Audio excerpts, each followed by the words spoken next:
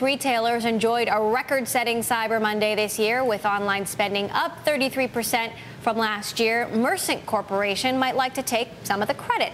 It helps online retailers track and analyze consumer shopping habits and change prices on the fly. The company works with a long list of household names, including Nordstrom, Guess, and REI. I sat down with Merchant CEO Eric Best to find out how exactly his software works. As retailers are publishing their e-commerce offerings across the web, we've created a software platform that collects that information in real time, matches it up with our retail clients' product catalog, and then allows them to reprice their products and modify their merchandising offers in real time based on what their competitors are doing online. So what can you tell us about your customers? Who are they and what do they want? Well, we serve enterprise retailers in the Fortune 500, and these are specialty retailers that range from pet suppliers to office supply companies to apparel merchants. Some of the clients in our portfolio include companies like Office Depot, Home Shopping Network, Guess, many others. And effectively what they're looking for is the ability to keep tabs on the market and make real-time decisions in order to capture more market share against their competition. Now, what about a company like Amazon, which has merchandise from all different kinds of merchants on its website? Amazon is now encouraging mobile users to use an app to check prices in a store and compare them to what they are on Amazon, saying they'll actually give users $5 if they do that. How do you compete with that? Well, it's a brilliant move on Amazon's part, in my opinion. As these devices, smartphones and tablets, become more ubiquitous, obviously consumers have greater access to real-time pricing and offer information at their fingertips while they're shopping in brick-and-mortar stores. And so I think there are two ways that retailers can fight back, if you will.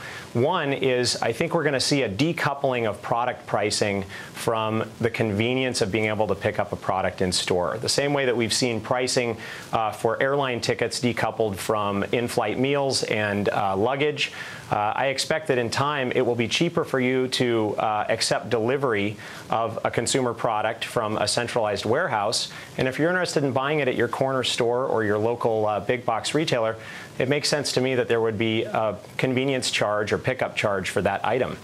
On the other hand, because retailers are trying to combat the transparency of this pricing information, I think we're going to see more creative merchandising occurring around loyalty programs. We've already seen this in innovative business models like private sale sites like Gilt and Rue La La.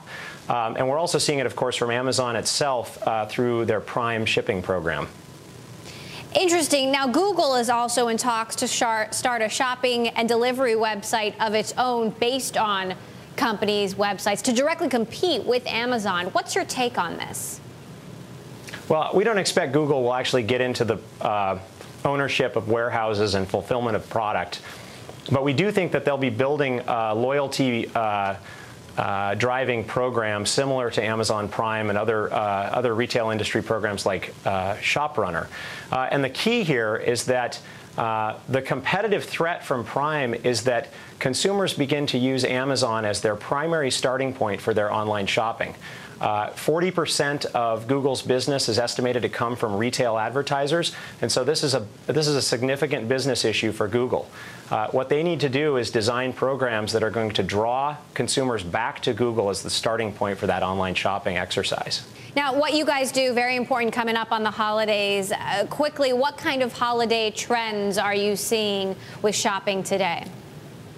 Well, in keeping with this fickle, deal-driven consumer, we saw a massive Cyber Monday this year with year-over-year e-commerce sales up 32% that day. And what we've seen, which is no surprise since then, is a more moderate e-commerce growth trajectory, closer to 10 to 12% year-over-year. And we expect that this trend will continue. We had a larger Cyber Monday this year than we've seen in years prior. The holiday was more front-loaded, and we're seeing three key peaks as to when consumers are buying online. It's directly after Thanksgiving, this week right before Christmas, and then we're going to see a third peak following New Year's as consumers get back to their desks at work and kind of finish up their gift card redemption and take advantage of those post-holiday sales events. That was Eric Best, CEO of Mercent Corporation.